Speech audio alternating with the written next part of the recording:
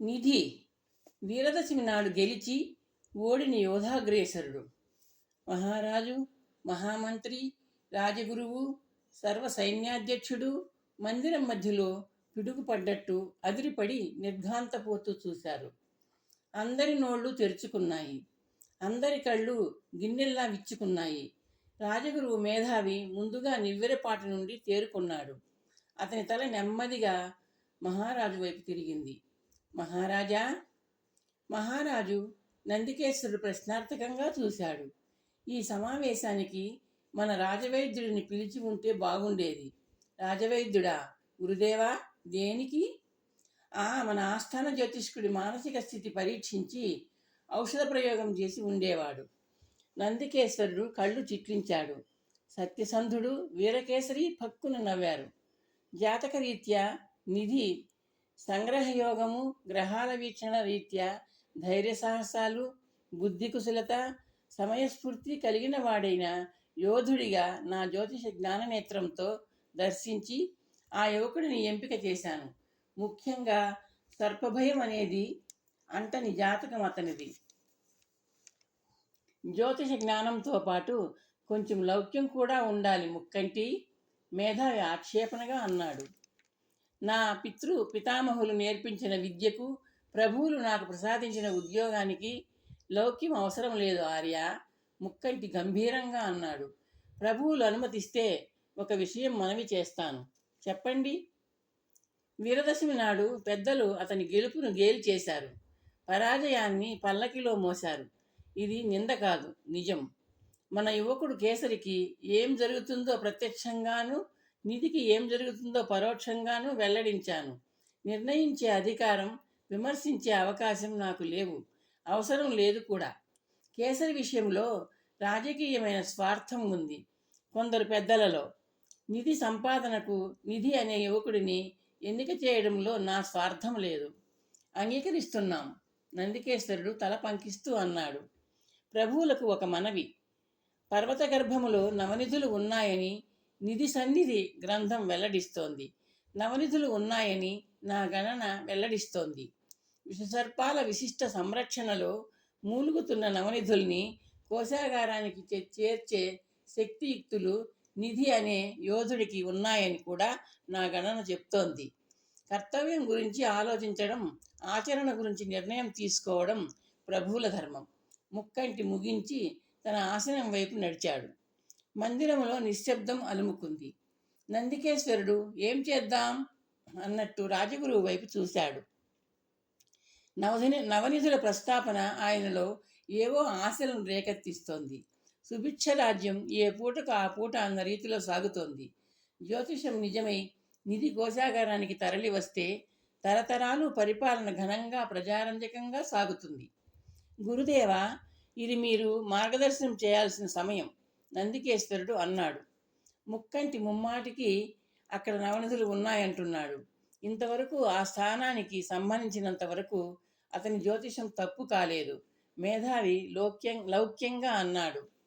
అవును, అన్నీ ఆయన సూచించినట్టే అక్షరాలా జరిగాయి. మన ముక్కంటి గారికి 3వ కన్నుంది అని కూడా మనం అప్పుడప్పుడు అనుకున్నాం, మహామంత్రి అన్నాడు. మేం మరొక అంశం కూడా పరిగణనలోకి తీసుకున్నాం. భూమిలో మట్టి పాత్రల్లో పూడ్చిపెట్టిన నాణేలు దొరకడం లోకంలో ఉంది. అలాగే పాత్రలలో నిక్షేపించిన సంపద దొరికిన సందర్భాలు ఉన్నాయి. పౌండ్రక పర్వత గర్భంలో నవనిధులు ఉన్నాయన్న ముక్కంటి గారి అభిప్రాయాన్ని, నమ్మకాన్ని కాదనలేం. ఆయన నమ్మకానికి ఆధారం ఆ ప్రాచీన గ్రంథం, నందికేశ్వరుడు అన్నాడు. తోసిపుచ్చాల్సిన అంశం కాదు మహారాజా, రాజగురువు మేధావి అన్నాడు. నా సూచన అడిగారు.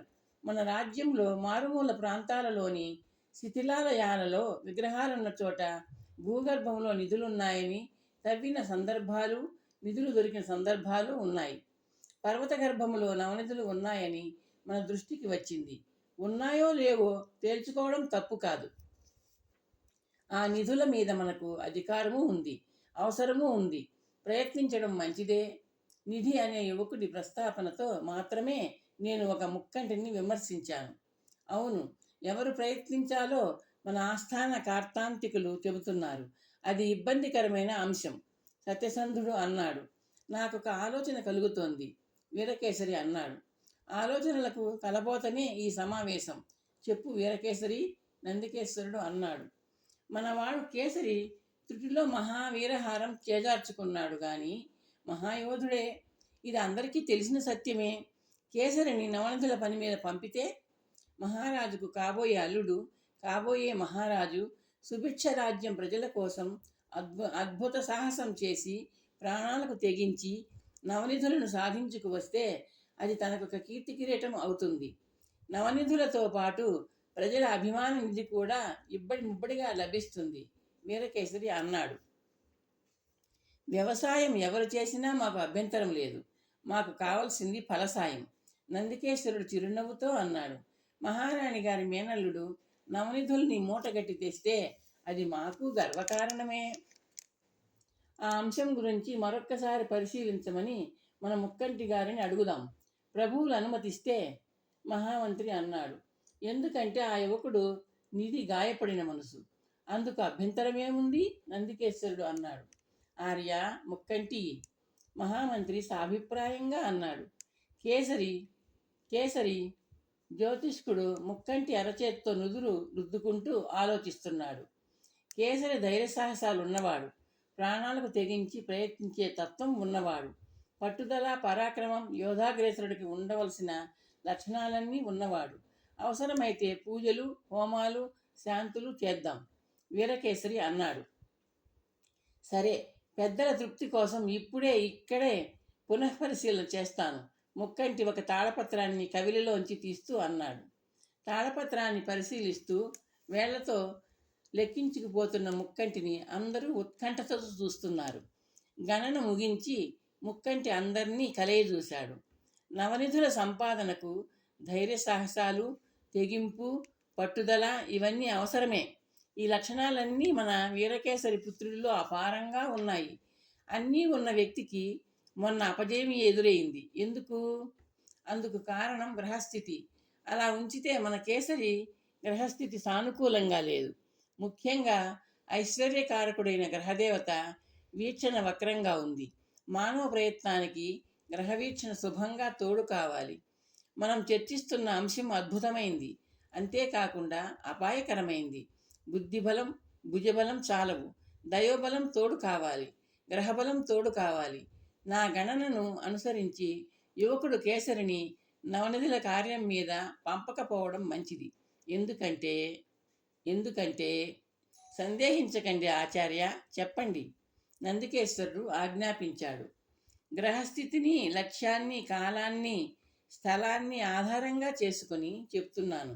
కేసరి నవనిధుల సంపాదనకు వెళ్తాడు, కానీ తిరిగి రాడు. అందరూ ముఖాలు చూసుకున్నారు. నందికేశ్వరుడు ఆసనం మీద వెనక్కి వాలి గొంతు సవరించుకున్నాడు. కేసరి తల్లిదండ్రులైన ఏకైక పుత్రుడు, మాకు ఏకైక వారసుడు, మా పుత్రికను చేపట్టడానికి పుట్టినవాడు. ఆచార్య, ముక్కంటి భవిష్యవాణిని గౌరవించాల్సిందే. కేసరి వెళ్ళడు, ఆ యువకుడు నిధే వెళ్ళాలి. సమయోచితమైన నిర్ణయం ప్రభు, ముక్కంటి అన్నాడు. ఆచార్య, మా తృప్తి కోసం అడుగుతున్నా. మరో ప్రత్యామ్నాయం లేదా? అంటే మరొక వీరుడు ప్రభువులు మన్నించాలి, ముక్కంటి అన్నాడు. ఐశ్వర్యం ఎప్పుడు ఎవరిని వరిస్తుందో అంటారు. అది అందరికీ అందదు. జాతకరీత్యా గ్రహవీక్షణ ఆధారంగా నేను అంటే నా గణన ఎన్నికైన చేసిన యువకుడిలో 2 లక్షణాలు కళ్ళకు పొడుస్తున్నట్లు కనిపిస్తున్నాయి. 1, నవనిధులను సంపాదించడం, సంపాదించిన ఆ నిధులను స్వార్థానికి ఉపయోగించుకోకపోవడం. అతని జాతకంలో ఆ నిస్వార్థ గుణం ఉంది. ఓహో, నందికేశ్వరుడు అన్నాడు. అది అత్యవసరమైన సద్గుణం. అవును ప్రభు, నిధి వ్యవసాయం చేస్తాడు, ఫలసాయం అనుభవించడు. వండుతాడు, వడ్డిస్తాడు, తను తినడు. నొక్కి వక్కానిస్తున్నాను. నిధి పట్ల నవనిధుల సుభిక్ష రాజ్య ప్రభువు శ్రీ శ్రీ నందికేశ్వరుల వారికి అందుతాయి. మంచిది. ఆ యువకుడిని అవమానించాం, నొప్పించాం.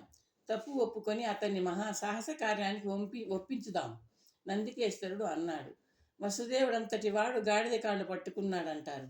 మీ అభిప్రాయం ఏమిటి గురుదేవా? వసుదేవుడు గాడిద సందర్భోచితమైన ఐతిహ్యం. ప్రస్తుతం మన కర్తవ్యం అదే మహారాజా. అవమానానికి విరుగుడు ఆదరణే మేధావి అన్నాడు. మహామంత్రి, ఆ యువకుడు నిధి అతని తండ్రి మా సముఖానికి రావాలి. నందికేశ్వరుడు పైకి లేస్తూ అన్నాడు. అందరూ లేచారు. చిత్తం, అతని తండ్రి కర్దముడు నాకు తెలిసినవాడే. వీరకేసరి అన్నాడు. ఇప్పుడు జరిగింది, రేపు జరగబోయేది అతి రహస్యం. ధర్మపత్నులకు కూడా చెప్పకూడదు. ఈ మాట రాజశాసనంగా భావించండి. నందికేశ్వరుడు గంభీరంగా అన్నాడు.